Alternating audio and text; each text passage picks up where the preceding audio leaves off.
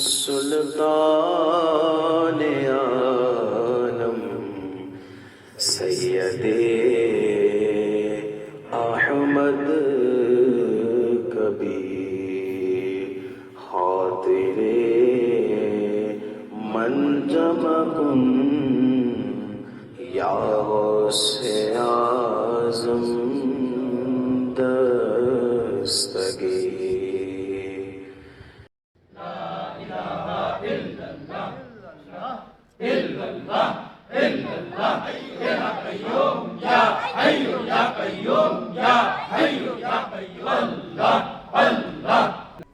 اعوذ باللہ من الشیطان الرجیم. بسم اللہ الرحمن الرحیم. الحمدللہ رب العالمین والعاقبۃ للمتقین والصلاۃ والسلام علی رسول کریم. اما بعد، السلام علیکم ورحمۃ اللہ وبرکاتہ. رب اشرح لی صدری ویسر لی امری واحلل عقدۃ من لسانی یفقہوا قولی.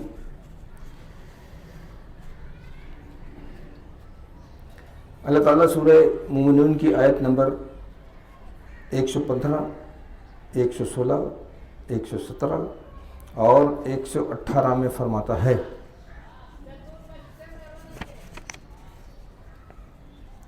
افحسبتم انما خلقکم عبثا وانکم علینا لا ترجعون. یہ ہے آیت نمبر 115. اللہ تعالیٰ فرماتا ہے: افحسبتم انما خلقناکم عبثا وانکم علینا لا ترجعون. وہ کہہ رہا ہے ہم سے، فرماتا ہے کہ کیا تم یہ خیال کرتے ہو کہ ہم نے تم کو بے فائدہ پیدا کیا ہے؟ یعنی اس دنیا میں جو پیدا کیا، ہمیں بھیجا، کوئی بے فائدہ نہیں بھیجا ہے. یہ اور بات ہے کہ ہم بے فائدہ چکر میں لگ گئے، وہ الگ چیز ہے. لیکن اللہ تعالیٰ نے ہمیں یہاں پہ کسی مقصد کے تحت اور کسی اور چیز کے تحت ہمیں یہاں بھیجا ہے. تو کیا فرمایا؟ اس کا ترجمہ کیا ہے؟ کیا تم یہ خیال کرتے ہو کہ ہم نے تم کو بے فائدہ پیدا کیا ہے اور یہ کہ تم ہماری طرف لوٹ کر نہیں آؤ گے؟ یعنی دنیا میں تو نیکی کا پورا نتیجہ نہیں ملتا. اگر اس زندگی کے بعد دوسری زندگی نہ ہو تو گویا سب کارخانہ محض کھیل تماشا اور بے نتیجہ تھا. سو حق تعالیٰ کی جانب اس سے بہت بلند ہے کہ اس کی نسبت ایسا رقم خیال کیا جائے. سمجھے نا؟ مطلب یہ خیال کیا جائے کہ ہمیں بے مقصد پیدا کیا ہے تو یہ غلط ہے. سمجھے نا؟ ہمیں خیال جو پیدا کیا گیا وہ کسی مقصد کے لیے پیدا کیا، بغیر مقصد کے پیدا نہیں کیا گیا. اور اس کا مقصد صرف یہ ہے کہ انسانوں اور جنوں کو جو اس نے پیدا کیا ہے وہ صرف اپنی عبادت کے لیے پیدا کیا ہے. ہم نے جو تمہیں پیدا کیا ہے نا، اس لیے پیدا کیا ہے کہ تم اس دنیا میں آؤ، اچھے کام کرو، میرے حکم مانو، میری کتابیں، میرے رسول، میرے پیغمبر، میرے اور دوسری ہیں ان کے اوپر آپ ایمان لاؤ. ان تمام چیزوں پہ بھروسہ کر کے آپ بڑھے. جہاں تک رہی رزق کی بات تو وہ میں نے دینا ہے. ہم جو ہیں ان سب چیزوں کو بھول کر نوٹوں کے چکر میں قائم پڑ گئے. تو آگے کدھر جائیں گے؟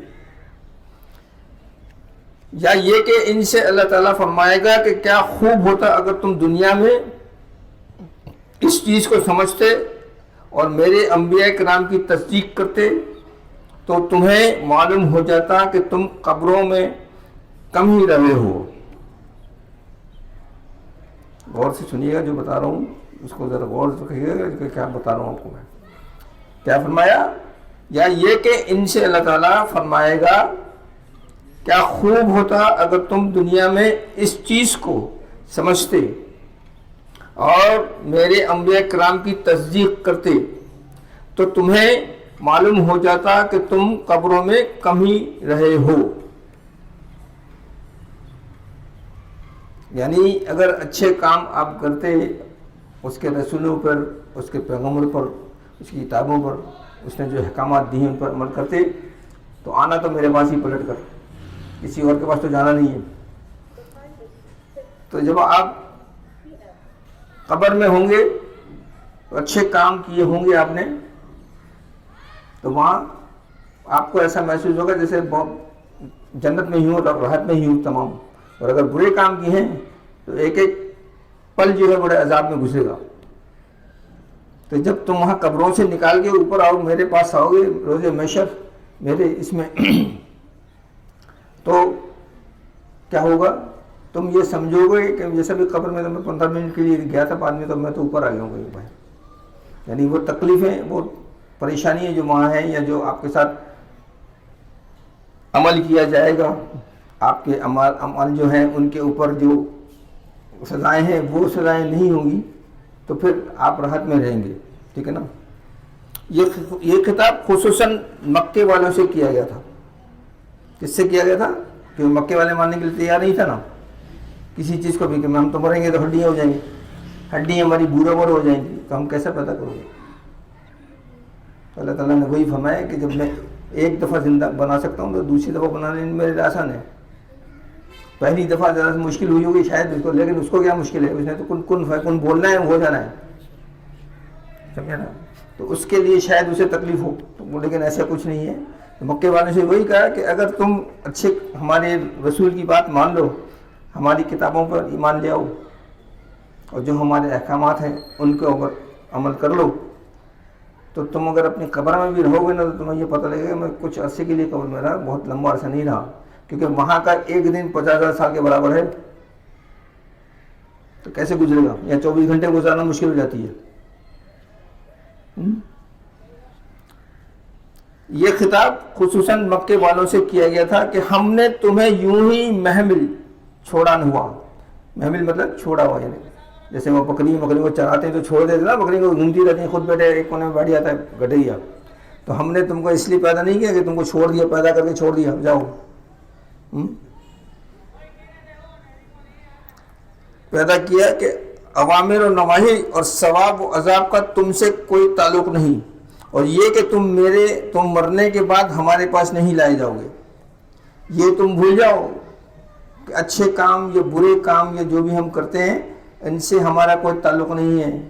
ہمیں یہاں بیکار پیدا کر دیا ہے، ہم گھومتے رہے پھر، ایسا نہیں ہے. ثواب اور عذاب یہ تو دونوں ملنے کے ہیں، اس لیے ملنے کے ہیں کہ تم کو آنا میرے پاس ہی ہے. یعنی اللہ تعالیٰ فرماتا ہے کہ میری ہی بارگاہ میں آؤ گے روز محشر، آنا میرے پاس ہے، کسی اور کے پاس نہیں جانا ہے. تو تم یہ سمجھو کہ میں شاید عذاب سے بچ جاؤں یا مجھے ثواب نہیں ملے گا، کیا گارنٹی ہے؟ اس کے کوئی نہیں ہے. تمہیں جس مقصد کے لیے پیدا کیا ہے تمہیں وہ کام کرنا ہے. اگر وہ کام نہیں کیا تو ان دونوں میں سے ایک چیز ہمارے ساتھ ہوگی. اچھے کام کیے تو اچھا رزلٹ ہے، برے کام کرو گے تو برا رزلٹ آئے گا. سمجھے نا. فتعال اللہ ملک الحق لا الہ الا ہوا رب العرش الکریم. یہ سورت نمبر آیت نمبر 116 آیت نمبر 116. فتعال اللہ الملک حق لا الہ الا ہوا رب العرش الکریم. تو خدا جو سچا بادشاہ ہے اس کی شان اس سے اونچی ہے. تو خدا جو سچا بادشاہ ہے اس کی شان اس سے اونچی ہے. یعنی کیا ہے؟ اللہ جیسا کوئی نہیں. اس کی تعریفیں کرنے کے لیے ہم، اللہ تعالیٰ خود فرماتا ہے کہ تم سارے سمندر ایک کر لو، شیائی بنا لو، جنگلیں جتنے جنگل سب کے قلم بنا لو، تب بھی تم وہاں تک نہیں پہنچ سکتے. تو وہ ایک شان اتنی نرالی ہے کہ اس کے تک ہم پہنچ ہی نہیں سکتے. بہت اعلیٰ شان ہے، نہ ہم سوچ سکتے ہیں نہ ہمارے کبھی دماغ میں یہ بات آ سکتی ہے. اس کے سوا کوئی معبود نہیں، وہی عرش بزرگ کا مالک ہے. جب وہ بالا و برتر شہنشاہ مالک علی اطلاق ہے تو ہو نہیں سکتا کہ وفاداروں اور مجرموں کو یوں قسم پرسی میں کی حالت میں چھوڑ دے. ٹھیک ہے نا. یعنی اتنا بڑا بادشاہ ہے، اتنا بڑا مالک ہے پوری کائنات کا، پورے عرش کا، سب اسی کے تابع ہے. تو یہ ممکن ہی نہیں کہ وہ انصاف نہ کرے. سمجھا نا. یہ ہمارے ذہن میں اگر کوئی ایسی بات آتی تو ایسا نہیں ہے. حقیقت تو یہی کہ ہم یہ نہیں کر سکتے کہ وہ انصاف نہیں کرے گا. جزا اور سزا وہ آپ کو دے گا، اور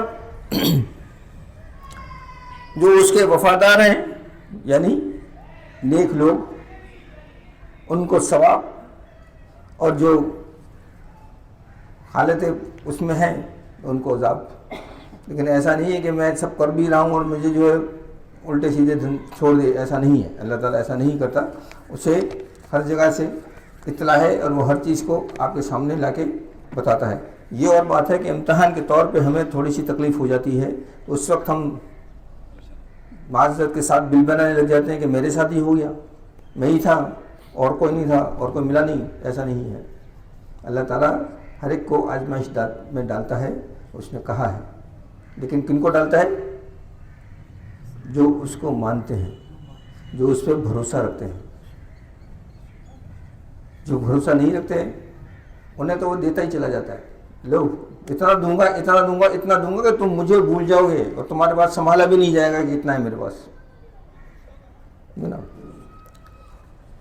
سو اللہ تعالیٰ بہت ہی عالی شان ہے، اور جو اولاد اور شریک سے منزہ، عیبوں سے پاک، اور بادشاہ حقیقی ہے. اس کے سوا کوئی عبادت کے لائق نہیں، اور وہ عرش عظیم کا مالک ہے. جو سیدھی سی بات ہے، اس کے جیسا کوئی بھی نہیں ہے. نہ اس کو کسی نے پیدا کیا، نہ اسے کسی نے جنا. وہ ہر چیز پر قادر ہے. اسی لیے کہا نا کہ غیبوں سے پاک ہے، کوئی عیب نہیں ہے اس میں. ہم تو عیبوں سے بھرے ہوئے ہیں، اس میں کوئی عیب نہیں. تبھی تو اللہ ہے، اور ہر طرف دیکھتا ہے، ہر ایک کے دل کو دیکھ رہا ہے. ہر ایک کے دل میں جانتا ہے اس وقت میں آپ کیا سوچ رہے ہیں میرے متعلق، یا میں آپ کے متعلق کیا سوچ رہا ہوں، یا میں کیا بیان کر رہا ہوں. وہ تمام چیزیں اس کا ہے، ایک ساتھ تمام چیزیں. اتنی بڑی طاقت ہے. ہم تو ابھی بات کر رہے ہیں کسی سے، ہم بات کرتے ہیں، اگر کوئی بیچ میں آتا ہے تو بولتا ٹھہر جا بھائی پہلے اسی بات سنوں گا. وہ تو سب کی باتیں ایک ساتھ سنتا ہے، اور ایک ایک چیز اس کو یاد بھی ہے. جو ہم جو بول رہے ہیں وہ تمام چیزیں اس کے پاس ریکارڈ ہو رہی ہیں، اس کے بعد سب موجود ہیں. روز محشر ہم کو جو ہے نا ویڈیو چلا کے دکھا دے گا کہ تم نے یہ کیا تھا. ہاں وہی. اس کے بعد 117 کی آیت نمبر میں اللہ تعالیٰ فرماتا ہے وَمَن يَدْعُ مَعَ اللَّهِ إِلَٰهًا آخَرَ لَا بُرْهَانَ لَهُ بِهِ فَإِنَّمَا حِسَابُهُ عِندَ رَبِّهِ إِنَّهُ لَا يُفْلِحُ الْكَافِرُونَ. اور جو کوئی پکارے اللہ کے ساتھ دوسرے حاکم جس کی سند نہیں اس کے پاس، سو اس کا حساب ہے کہ اس کے رب کے نزدیک بے شک بھلا نہ ہوگا منکروں کا. یعنی اللہ کے علاوہ کوئی عبادت کے لائق نہیں ہے، اسی کے آگے سجدہ کرنا ہے. اگر آپ کسی اور کو مانتے ہو اللہ کے سوا، یا اس کے ساتھ شریک کرتے ہو، تو اس کی سند لے کے آؤ کہ ایسا ہے، میرے جیسا ہے یا نہیں. اگر کوئی بات کرتا ہے، میں آپ یہ بولتے ہیں کہ جی میں تو یوں ہوں، ٹھیک ہے نا، تو میں یوں ہوں تو وہ تو صحیح ہے، تو یوں میرے جیسا ہی ہے نا. تو سند لا کے دکھانا، کوئی ایسا کام تو کر کے دکھا کہ تم میرے برابر آ جائے. تو وہاں تو تمہارے پاس ہے ہی نہیں کوئی ایسی چیز، کس کو مانو گے؟ تو وہ جو لوگ بولتے ہیں نا کہ یوں ہے فلاں، ایسا نہیں ہے. ہمیں اس کو اللہ بولتا ہے کہ اگر تم میری برابری کا کوئی سمجھتے ہو نا کہ یہ میرے برابری کا ہے، تو میرے اس کا ساتھ اس کا ثبوت لے کے آؤ کہ میرے جیسا ہے یہ. سمجھے نا کیا کہا؟ میرے جیسا اگر ہے تو اس کا ثبوت کے لیے اس نے کیا بولا؟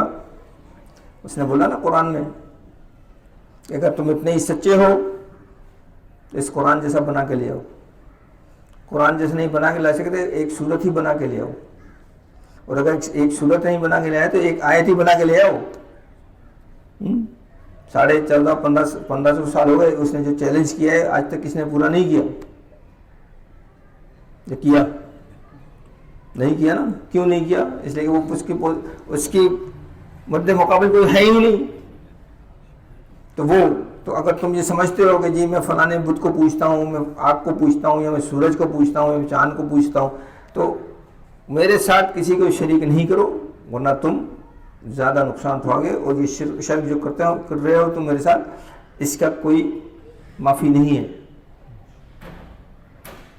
دوسرے گناہ میں آپ کے معاف کر دوں گا، بڑے سے بڑے گناہ تم نے کیے ہوں گے نا، وہ سب میں معاف کر دوں گا، لیکن اگر تم نے میرے ساتھ کسی کو شرک کیا یا شریک کیا تو وہ گناہ معاف نہیں ہوگا، سمجھے نا؟ تو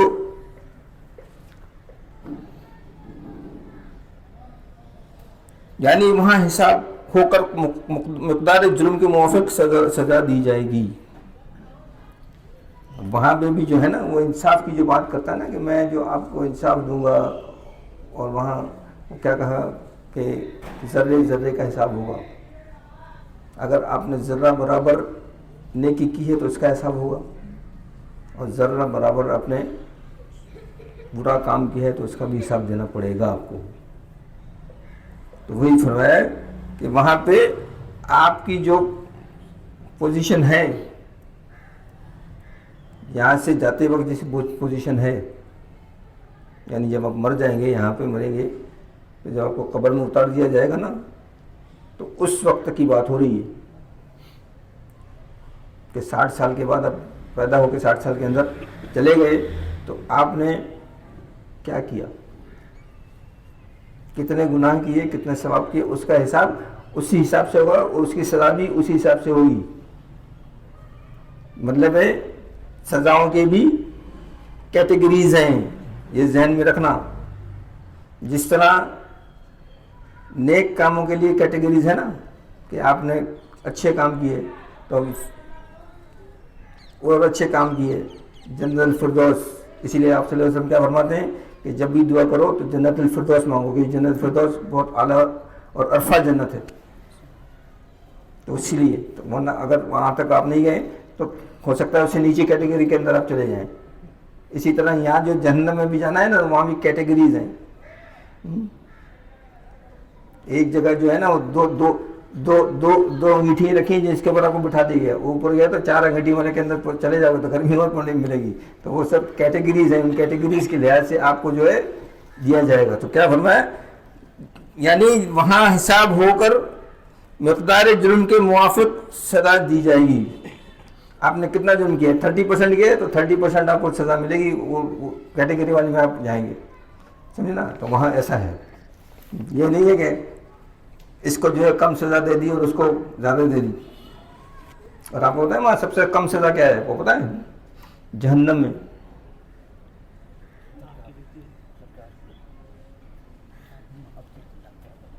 وہاں جو سب سے کم، سب سے نچلے درجے کی جو سزا ہے نا، وہ آگ کے جوتے ہیں جو آپ کو پہنائے جائیں گے، وہ ہوں گے لوہے کے اور آگ کے ہوں گے، آگ اس میں سے نکل رہی ہوگی، دماغ بلبلا جائے گا آپ کا۔ یہ جو یہاں مزے لے کے جو ہے بکری کے اور کیا نام ہے مرغیوں کے بھیجے کھاتے ہیں نا، آپ کا وہاں آپ کا ابل جائے گا۔ تو سب سے کم نچلے درجے کی جو سزا ہے، سب سے نچلے، اس کے آگے تو پتہ نہیں، اللہ ہی باتیں جانتا ہے کیا ہوگا۔ مقصد یہ کہ جو کوئی شخص اللہ تعالیٰ کے علاوہ اور بتوں وغیرہ کی عبادت کرے جس کے معبود ہونے پر اس کے پاس کوئی دلیل نہیں، تو آخرت میں اسے عذاب ملے گا۔ یقیناً کافرے کو عذاب الہی سے نجات اور فلاح کامیابی نہیں۔ کافر یہ سمجھتے ہیں کہ شاید ہم نکل جائیں گے، سوال ہی پیدا نہیں ہوتا کہ سزا کے بغیر کوئی نکل جائے، سمجھے نا؟ یہ اور بات ہے کہ اللہ تعالیٰ کی آپ کی کوئی ایسی ادا پسند آ جائے اور ایسا کوئی کام ہو جائے اور وہ آپ کو بخش دے، تو وہ ایک الگ چیز ہے، باقی تو ناممکن ہے۔ یہ جو سب خیالات ہیں ہمارے ذہنوں میں جو بیٹھی ہوئی باتیں ہیں، ہمارے جو معذرت کے ساتھ ملاؤں نے ان لوگوں نے بتا دی ہے کہ دامن پکڑ کے نکل جاؤں گا تو فلانا کر دوں گا، تو ان کے جھنڈے تلے ہوں گا تو فلانا ہوگا، کچھ نہیں ہونے والا۔ انڈیویجول، ایک ایک آدمی کا حساب الگ الگ ہوگا، یہ ذہن میں رکھیے گا۔ ایک ایک آدمی کا حساب، دنیا میں جتنے کروڑوں اربوں سینکڑوں آدمی آئے ہیں ابجوں خبجوں، ان سب کا امتحان یا ان سب کا جو رزلٹ ہے مقدمہ وہ ایک ایک آدمی کا ہی ہوا. سب کو ایک ایک مرتبہ بلا جائے گا. بدر بابا کو بھی ایک مرتبہ بلا جائے گا، آ جاؤ. اس کے بعد بدر بابا کے بیٹے کو بھی بلائے گا، تو الگ. اس کے بعد اس کا تو الگ. ایسا نہیں ہے کہ چار آدمی کو بٹھا دے گا، تم چاروں نے چوری کی تھی تو تم چاروں کو بٹھا کے میں یہ کر دوں. نہیں، آپ کو کرسی ٹیبل لگا کے باقاعدہ اسکرین کے اوپر دکھایا جائے گا، ٹھاٹ سے دو سگریٹ بھی پلائی جائے گی، اور اس کے بعد پھر جو ہے نا ڈنڈے پڑیں گے تو پتہ لگے گا کہ ہم کدھر رہے. سمجھے نا؟ تو وہاں ایک ایک چیز کا حساب آپ کو دیا جائے گا. سمجھے نا؟ وَقُلْ رَبِّ اغْفِرْ وَارْحَمْ وَأَنْتَ خَيْرُ الرَّاحِمِينَ. آخری آیت 118. کیا فرمایا؟ وَقُلْ رَبِّ اغْفِرْ وَارْحَمْ وَأَنْتَ خَيْرُ الرَّاحِمِينَ. اور خدا سے دعا کرو کہ میرا پروردگار مجھے بخش دے اور مجھ پر رحم کرے، اور وہ سب سے بہتر رحم کرنے والا ہے. تو ہمیں یہ دعا ہمیشہ جب بھی آپ نماز پڑھیں یا نہیں ہے چلتے پھرتے بھی آپ پڑھ سکتے ہیں کہ رب اغفر وارحم وانت خیر الراحمین، یعنی خدا سے دعا کرو کہ میرا پروردگار مجھے بخش دے اور مجھ پر رحم کرے، اور وہ سب سے بہتر رحم کرنے والا ہے. یعنی ہماری تقصیرات سے درگزر فرما اور اپنی رحمت دنیا و آخرت میں سرفراز کر. تیری رحمت کے سامنے کوئی چیز مشکل نہیں. اور اے نبی صلی اللہ علیہ وسلم، آپ تو یوں دعا کیا کیجئے. آپ صلی اللہ علیہ وسلم سے فرمایا، اللہ تعالیٰ کیا فرماتا ہے؟ غور سے سنیں، دعا کیسی شاندار دعا اللہ میں نے بتائی ہے. اور اے نبی صلی اللہ علیہ وسلم، آپ تو یوں دعا کیا کیجئے کہ اے میرے پروردگار، میری امت کی خطائیں معاف کر اور میری امت پر رحم فرما اور اس کو عذاب مت دے، یقیناً تو ہی ارحم الراحمین ہے. یہ آپ صلی اللہ علیہ وسلم دعا فرمایا کرتے تھے ہمارے لیے. اور ہم کیا کرتے ہیں؟ اس کے بدلے میں ہم نے کیا دیا انہیں؟ یہ سوچا کہ بھی غور کیا؟ غور کیا کچھ غور؟ ہم نے تو ان کے جھوم جھوم کے ناچ ناچ کے نوٹ کمائے سارے ان کے نام کے اوپر، ہے نا. ان کا کوئی ادب، کوئی احترام، کچھ نہیں. سمجھتے ہیں یہی احترام ہے ہمارا، تو ایسا نہیں ہے. سمجھے نا؟ افحسبتم سے ختم سورت تک کی آیت بہت فضیلت اور تاثیر رکھتی ہیں، اس لیے ان کو ورد میں رکھا جائے. آخر میں کیا فرمایا کہ افحسبتم، یعنی 16 آیت نمبر 115 جو ہے نا، وہاں سے لے کر ارحم الراحمین تک، میں نے یہ 4 آیتیں جو میں نے آپ کو دی 15 16 17 18، یہ چاروں زبانی یاد کر لیں اور ان کو ہمیشہ ورد میں رکھیں تاکہ آپ پہ رحمت نازل ہوتی رہے اور آپ کے برکت نازل ہوتی رہے اور آپ تمام برائیوں سے اور بیماریوں سے بچتے رہیں. وآخر دعوانا ان الحمد للہ رب العالمین.